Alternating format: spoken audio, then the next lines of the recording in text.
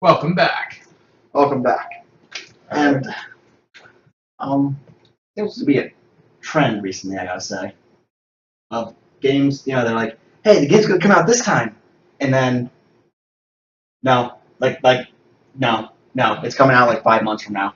Yeah. Oh, the delay. Well, yeah. There's a lot of the. Oh, we're gonna release it now, and then as you get closer to the date, they go, oh, we're gonna release it some other point. Okay. Well, I feel like it's happening a lot more. It's with the current gen. It's with the current gen, especially like Watch Dogs was supposed to be released the same day as PS4 So they were Titanfall with Xbox One with Xbox One, and they both came out like a month later. a month later. And then now we have Evolve, which is one of my highest anticipated besides Destiny picks for 2014. I was going to play that worth anything. We saw it teased at E3, and they gave us release date of this year. Then I think like a month after E3, they said, "Oh, we have to wait, push it back to 15." Now we see that PAX Prime, and they're like, "Oh, we got pushed back from January to February." So it's getting pushed back like crazy. Let's just think about it, though. Made by Valve. I mean, Half-Life how many times they pushed back Half-Life 3? You know what they're going to do? They're going to push it into March. Half-Life 3 confirmed. Guys, Well, I mean, if they push it back 3 times, that's 3. That means Half-Life 3 confirmed, right? Yeah, exactly. Guys, here's what you gotta remember. Half-Life 1 came out in the 1990s. Half-Life 2 came out in the early 2000s. Obviously, we just gotta wait until after the year 3000 for Half-Life 3. So what you're That's saying, it. what you're saying is Half-Life 3 confirmed. Half-Life 3 Half-Life 3 confirmed. confirmed. All right. But I don't know. Just lately, a lot of games seem to be getting pushed back. I know I have a feeling with Watch Dogs and with Titanfall because those are supposed to be like the launch games. Like Yeah. they're there. You get the bundle. You get everything. And you're ready to play. Yeah. And it's like, and then they're trying to rush it. And they go, oh, we rushed it as much as we could. Yeah. Which I do give the developers credit though, is because they're realizing now that that trend that used to happen where it's like we're under budget and under schedule. They throw it out there and they're like, hey, it's just Yes, 3000. Just coming up with the year 3000 figure. but they throw it out there and they go, hey, it's the best we can do in the time we got. And then it fails, like, for example, Duke Nukem 3, which took forever, or Duke Nukem 3D, technically. Duke Nukem Forever. Took Yeah. 13 years. Whatever. Come on. It took 13 years, but they only made it Took in, like, the last year of its life cycle. Because it got dropped so many times, and they had to re-scrap it, and they had to start from scratch. And they're like, oh, we're going to push it out, we're going to push it out, we're going to push it out. And then it flopped. A very famous one, Daikatana. It kept getting pushed back, to the point where it was made on the Quake 2 engine. Quake 3 had come out, which had its own engine. So, What I'm giving them credit for is that they're recognizing that they do need a little bit more TLC than what they used to, especially with the way games are created now. Back in Mario days, it's a 2D picture. It's pixels. It's not as hard to create a 2D picture as it is the complexity of a vector lighting on a 3D surface. And the games that we have out now are so advanced, I feel like even a month life cycle more gives them a chance to really nail those, spectacular things where you walk into a game and you look at it and you just sit there at a light for 20 minutes going, dude, look at my shadow moves. well, let's also go with the fact that You know what I mean? Yeah. let's go with the fact that a lot of them are now starting, because the characters are starting to look more lifelike and everything. A lot of them are transitioning from 100% computer animation to full body motion capture. Yeah, that's something that I really do like. Last of Us, Beyond Two Souls, both. Well, Beyond Two Souls wasn't up to my expectations. Yeah. The motion capture in the game, Ellen Page's acting with that was amazing. The Last of Us, a lot of the emotion in that game literally just comes from the characters' faces, which is full motion capture from actors' faces. It's actually pretty good. Actually, speaking of that, whole motion capture detail, I played, never finished, but played that one game for 360 that was all motion capture. It was a game where you pretty much had to tell someone was lying. You're a detective. I can't remember it now. Oh, L.A. Noire. L.A. Noire. Yeah, that one took. That was another game that I think it got delayed, but it was a very expensive game to make. But in the end, I hear it was pretty amazing. It got delayed so much that I actually never got to. I never knew when it came out, and I forgot about it by the time it did, unfortunately. But Well, it was purchased for me, so. yes, I see a curtain guy. I know Beyond Two Souls. Heavy Rain's main problem was the motion capture was not the best. Beyond Two Souls' problem was it didn't have the writing of Heavy Rain. On the flip side, though, about delaying and delaying, I mean, what's the alternative? If the game's not done, It would be. that's great. That's great. If the game's not done though, I mean, do you often just release what they have and then release the rest as DLC? No, that's what I'm saying. But no, I like what they did with Wolfenstein. Wolfenstein announced a release date as December 31st, 2014. Even though they knew the game would be out long before that, but they put that release date out there and they started advertising it. Yeah. And then when they finally got the actual release date set, which was over the summer, I believe. Yeah. They announced that as the new release date. But they'd already been advertising it, and they put a release date that was later than what they thought it would be, rather than we got to rush it by this time. So we, as gamers, actually feel happier about that because it's like, wow, they got the game out earlier to us.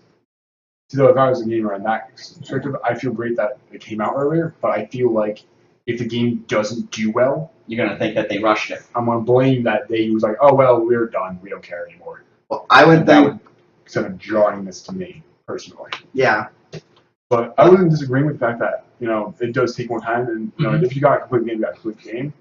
But I find that it's a more happening trend. Yeah. Oh yeah. And though it is understandable, because the way that the games are being created now is so more in depth. Like we were saying, like the full motion capture, the full Yeah. voice acting, everything. to get, Right. for example, a star like Ellen Page to do the dialogue, to get in there and act. Also, like Beyond Two Souls, which had, multiple scenarios and multiple endings.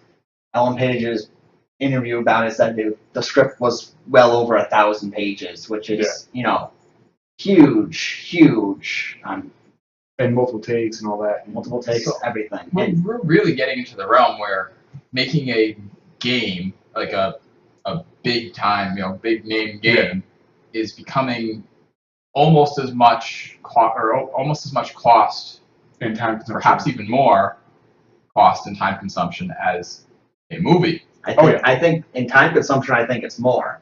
Because Actually- games gotta go for every scenario. Movie has one scenario that's gonna play out. That's True. You watch a movie, same thing every time. Game has to go by what the player does. It has to have stuff set up for the player. Unless you have unless you have like false choices where no matter what you choose, Yep. the same thing happens. Mass Effect 3. It's like, that was the most infuriating thing ever. But Which No, they Instagram totally use different filters, okay? which Instagram filter do you want on your apocalyptic ending? That's your choice. actually, a lot of the overhead costs is getting even greater, and some games are actually outcosting movies nowadays. And I believe it. though they make back so much more money because, one, they have a longer longevity and life cycle, because used games is still a very popular way of getting games. Mhm. If they have a PC port, Steam users, I know for a fact, will buy a game 3 years after its life cycle just because it's $5. Yep. And also with Take this cash. with Yeah. with streamers like us nowadays, I mean, we don't always play new games. In fact, us, because we're startup, we don't play new games that often at all. But we play the old games. Someone watches and goes, "Oh, I never even knew this game existed." Exactly. Like my Legend of Dragoon, $5 on PlayStation Network. Go ahead. Yeah. Any of the Final Fantasy games, $10 on PlayStation Network. You can buy Final it. Symphonia. Symphonia, yeah. 7 Not many is people know on about. Steam for like 5, so if you want to save a little money, you have a great PC. Cool. Yeah, yeah. Yeah, That's that's what we that's heard. exactly true. That is exactly true. Maybe slightly different camera angles. I don't even think they went that far. I don't even think they went that far. They literally just went, okay, and adjust the contrast. There we go. And now for the next one, adjust the brightness, and there we go. We're done. close. What do you mean? What do you mean they'll be upset? Wildly different endings. But well, They're actually gonna try to get them all? Nah. come on. But no, we're not going to try to get them all. But you know what we do? We go, oh shit, that was the one ending.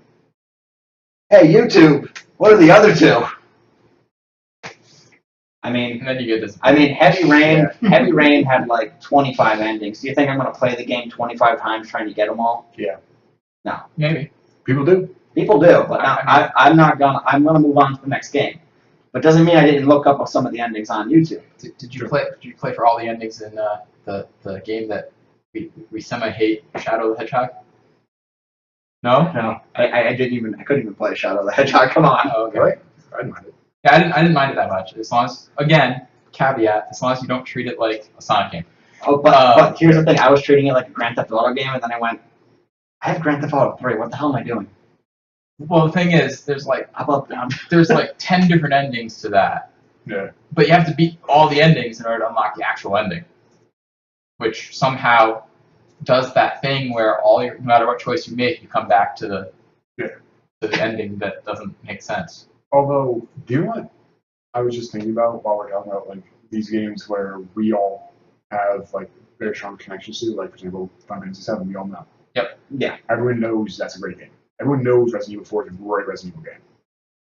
I find that with this current generation, or the last generation had a few too, like Halo and Gears of War, we don't have those blockbuster generation-defining games. I don't think we don't have it yet. I'm kind of hopeful. I don't like to call a sequel to one from last gen. Hmm. So like on Xbox 360, I wouldn't even call any of the Halo games as the generation-defining game because Halo started in the previous generation. I don't know about that though. It's very innovative. Halo is, you can go back in first-person shooters and it goes, GoldenEye and Perfect Dark developed the multiplayer genre of first-person shooters, and then Halo redefined it and made it this massive thing. Yeah. And then Call of Duty marketed it. But what I was more going for on that one was, it's a game where everyone played. It's not necessarily that, it revolutionized the entire industry of gaming, but everyone's played Resident Evil 4. Everyone's played Final Fantasy 7. But the thing about that is, when you say everyone played it, when it's a sequel to a great game like Halo 1, Halo 2, of course everyone's going to play it. But I've never played Halo 1 or 2. You never played Halo 1 or 2, but come on. You had to have friends that played Halo 1 or 2, and they were like telling you, get this game. No, I actually walked into, and I'm not going to say their names because we're on stream, I don't know, I didn't ask them, but a childhood friend of mine, and they were playing Halo 3, and I had nothing else to do while I was there, and they handed me a controller, and I sat down with a sticky grenade and stuck every single one of them in that game. And I'm like, I'm actually really good at this, and I went out and bought it. Okay. So, me personally, I didn't have that experience. Okay. But, what I'm getting at is, Infamous Second Son was a great game. You agree with that, right? Oh, even if you haven't played something like Resident Evil 4 or Final Fantasy 7, you probably know the story. Or At if you least don't, 7. you know it's a great game. Like, for example, you say, not yet, but Right. you know that you're going to play it eventually. Yeah, Right. you want to play it, so. What I was getting to a point was this generation. Yeah. Me and you both agree Infamous Second Son was a great game. Yeah. Amazing game. You sat down, you played, you didn't want to stop. The only thing stopping you was, life responsibilities. Yeah. But I don't want to call that the generation-defining game because it is a sequel to the last generation. I want them to come up with something new that's going to define this generation. See, though, I don't mind that something's a sequel, because a sequel in a series doesn't necessarily mean that it's relying on its predecessors that much. If it's an expansive universe, I feel like, for example, even in Infamous 2, for example, I haven't ever played Infamous 1. I never had PS3. Neither did I. But you enjoyed that game thoroughly. Oh, I did. You didn't need to know this plot line of Infamous 1 to get Infamous 2. That's because, Infamous Second Son's like a third game, I think. Oh, yeah, sorry. Infamous Second Son. Infamous Second Son, yeah, it did it pretty well because the prologue, explained things pretty well, and the story filled in any holes that you might have had. Did great. But I'm just waiting for this new thing, something new, something we haven't seen before, Sure. something But- that's gonna, change everything. I think And- I'm a little bit more open to seeing this because I find in the world of gaming that we live in currently, we've seen a lot. We're now, adults. We've grown up with gaming all our lives. We're not like, our parents who, when they were 21, Doom came out. You know what I mean? It's not like they got a late start. We've been immersed in it. You had a Sega. I had a Sega. You were based with a Nintendo. Super Nintendo and a PlayStation. Well, I mean, We had PlayStation. if you want to make that the argument, gaming has existed prior to video games. Yeah. This is true. Gaming was a thing. Board games. My dad is a big gamer. Mm. Went to tournaments for like board games made by like Avalon Hill, things like that. Company that doesn't exist anymore. It's kind of sad, but well, it's owned by some other company. But I'm not going to get into that. Point being, they made some very good adult-focused games as opposed to shoots and ladders. Yeah. You know. Shoots and ladders tournaments would be hilarious though. Yeah, I got the long ladder. Damn it, I got the long ladder. I'm just saying, it sort of just evolved into video gaming because now my dad is a actual PC gamer Yeah. as well. But that's what I'm trying to say, though, is like, he's probably got the same feeling that we have at this point, where we've seen first-person shooters, we've seen third-person shooters, we've seen MMORPGs, we've seen this, we've seen that. We've seen the JRPG, we've seen the side Yeah. scroller, And beat 'em up, the hack and slash, all of exactly, those. we have very defined categories of things. I don't think we're going to get at least a new definitive category, I'm not. but I would be happy with something that I say, that was a superb this. I want a new story, and I want the game to really push the So you console want- to the limits. I know what you want. You want a new IP. That's what they're called. It's an IP. Like a new Gears, for example. That's an IP. Yeah. Gears of War was an IP. You want a new series of games that kind of makes everybody want to copy it. That's kind of what I want, actually. But like, That's exactly what he wants, apparently. Yeah. I don't agree with that. Virtual reality, from what I've seen so far, it's still clunky. It's still annoying. A lot of people with the Oculus feel sick or dizzy when they use it. It's True. But they did recently get bought out, and they do have a lot more money to play with now. yeah, that's true. I'm No, hoping the next big thing is Virtual Boy from back in the 90s. Let's get that Virtual hurts. Boys. That hurts. Let's go, Chris. Let's go buy one and see if we can hook it up to stream. No, Oh god, that No. hurts. No. absolutely not. But I don't think that VR is going to be the next thing because, well, maybe the next gen, but it's not going to be the very next thing because the current gen that we have out right now is great at producing good graphics. Yes. They're believable. They're not quality of life. Like, I don't find myself looking at a game and looking at something on my shelf and going, wow, they have almost the same properties. It's something like that where I don't think virtual reality will get until we have that kind of capabilities. Well, that is limited by something else.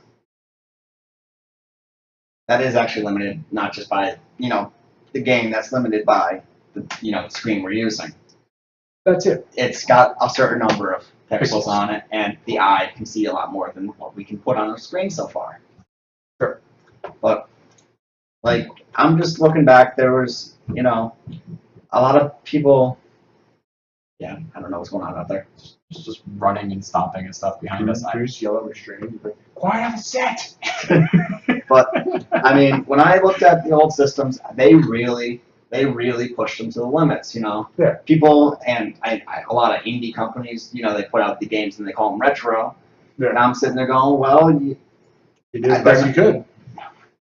back then they really did the best they could by pushing it to the limits and pushing it beyond the limits.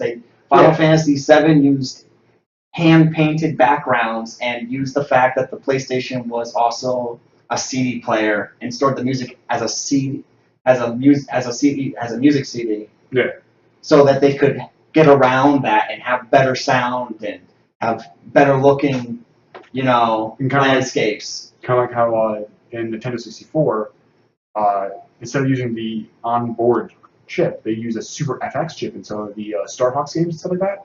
So so they can do a 3D rendering like that and have all the pixels and all the amount of items on the screen. Yes. Is that the additional thing you had to plug into it? No, that's the expansion memory pack. Okay. No, But in the cartridge in itself, the cartridge. there was actually a Super MX chip. Oh, And okay. remember how after Star Fox came out, a lot of games were able to do that? Hmm. It's because the company sold that chip to other people. Okay. Yeah. Yeah. And a lot in, they pushed to the limits, and when, PlayStation 2 came out, Final Fantasy X showed what the PlayStation 2 was capable of. And when we first saw that, we were like, wow, that's lifelike. Yeah. But that's why I think right now, I don't think that VR is going to be the next big thing. I think it's going to be something that all of us are going to be hoping for and seeing this evolve, kind of. Yeah. Although, I think on that note, we should probably wrap up for the evening. okay. Okay. Thanks for watching. I see the nice bits of trivia. That's part of the point of the show. So, yeah, I hope you enjoyed it. Also, if you guys have some trivia that, pertains to a game that we're talking about or genre of games, that's relevant, we'd also love to hear. I mean, I always love learning new things about gaming. Yeah. This So, this will end up on the VOD. Will end up on the YouTube page. You call it a VOD? What is a VOD? I have no idea. video what on demand. Oh. That's what it means. Okay. Um, This will end up on YouTube. You can leave any comments down in the comment section. Also, if you want to get, message us sooner, you can tweet at us at GameSpectrums, or you can leave a message on our Facebook page. We read both of those. Or you could even email us directly.